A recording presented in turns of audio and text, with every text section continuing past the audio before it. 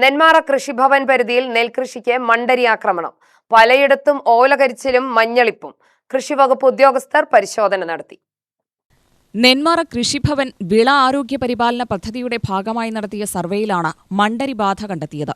അകമ്പാടം, എടക്കമ്പാടം, അരാക്കുളമ്പ് എന്നീ പാടശേഖരങ്ങളിലാണ് മണ്ടരി ബാധ കണ്ടെത്തിയിട്ടുള്ളത്. ഇതിപ്പോൾ കണ്ടിട്ട് ഒരാഴ്ചയായി. ഓഫീസർ പറഞ്ഞ മരുന്ന് ഇപ്പോൾ നമ്മൾ അടിച്ചിട്ടുണ്ട്. ബാക്കിയുള്ളവരൊക്കെ ഈ മരുന്ന് കടയിൽ പോയിട്ട് അവർ പറഞ്ഞ മരുന്ന് വാങ്ങിയിട്ട് അടിച്ചിറക്കണത്. ഇലയിലെ ഹരിതകം നഷ്ടപ്പെടുകയും വെളുത്ത പാടുകൾ കാണപ്പെടുകയും ചെയ്യുന്നതാണ് പ്രധാന ലക്ഷണം. ഇലകൾ കരിഞ്ഞു തൂങ്ങി നിൽക്കും.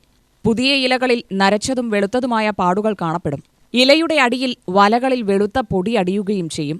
ഇല ക്രമേണ മഞ്ഞളിക്കുകയും ഉണങ്ങി നശിക്കുകയും ചെയ്യുന്നതാണ് മറ്റു രോഗലക്ഷണം. ഇടയ്ക്കിടെയുള്ള വെയിലും മഴയുമാവാം മണ്ടരിബാധയ്ക്ക് കാരണമെന്നാണ് നിഗമനമെന്ന് നെന്മാറ കൃഷി ഓഫീസർ എസ് കൃഷ്ണ പറഞ്ഞു. നമ്മുടെ കാലാവസ്ഥ വ്യതിയാനം കൊണ്ട് ഇടയ്ക്കിടയ്ക്ക് വരുന്ന മഴ, അതുപോലെ തന്നെയുള്ള വെയിൽ കാരണമാണ് ഈ മണ്ടരിൻ്റെ ആക്രമണം ഇത്രയും രൂക്ഷമായിട്ടുള്ളത്. ഭയങ്കരമായിട്ട് വ്യാപിച്ചിട്ടുണ്ട്. നെന്മാറ കൃഷിഭവൻ്റെ കീഴിലുള്ള മിക്ക പാടശേഖരങ്ങളിലും ഇത് നല്ല രീതിയിൽ വ്യാപിച്ചിട്ടുണ്ട്. ഇപ്പം മെയിനായിട്ടൊരു പ്രശ്നം എന്ന് പറയുന്നത് ഇത് നമ്മുടെ കർഷകർ ഇത് തെറ്റിദ്ധരിക്കാനുള്ളൊരു ചാൻസ് കൂടുതലാണ്. കാരണം ഇത് കാണുമ്പോൾ വളത്തിൻ്റെ കുറവോ അതല്ലെങ്കിൽ എന്തെങ്കിലും മൂലകരിച്ചിലാണെന്നാണ് എല്ലാവരും വിചാരിച്ചിരിക്കുന്നത്.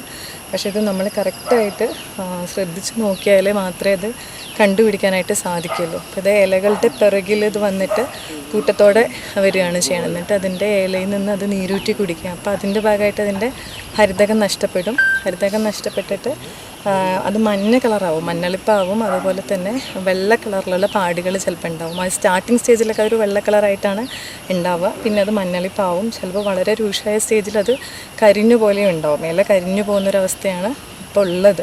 ഇപ്പോൾ പ്രാരംഭഘട്ടത്തിലൊക്കെ ആണെന്നുണ്ടെങ്കിൽ നമുക്ക് വെറ്റബിൾ സൾഫർ പോലെയുള്ള മരുന്നുകൾ നമുക്കിതിൽ അടിക്കാവുന്നതാണ്. പക്ഷേ ഇപ്പോൾ ഇത്രയും രൂക്ഷമായതുകൊണ്ട് സ്പൈറോമെസിഫൻ എന്നുള്ളൊരു മണ്ടരിനാശിനി തന്നെ ഇതിലിപ്പോൾ സ്പ്രേ ചെയ്യേണ്ട ഒരു അവസ്ഥയാണ് ഉള്ളത്.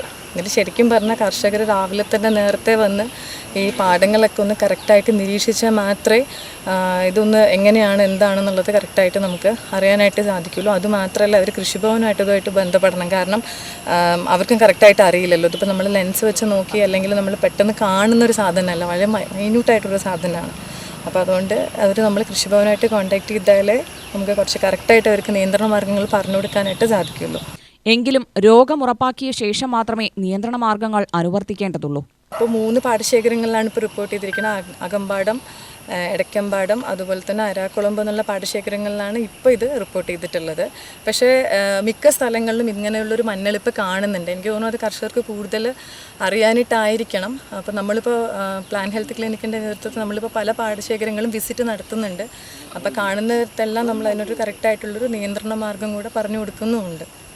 പരിശോധനയിൽ കൃഷി ഓഫീസർ എസ് കൃഷ്ണയ്ക്ക് പുറമെ അസിസ്റ്റന്റ് കൃഷി officer Santhosh, assistant V Likhitha, pest scout K Ajmal, Sethumadhavan, D Ravi എന്നിവർ പങ്കെടുത്തു. UTV news, Palakkad.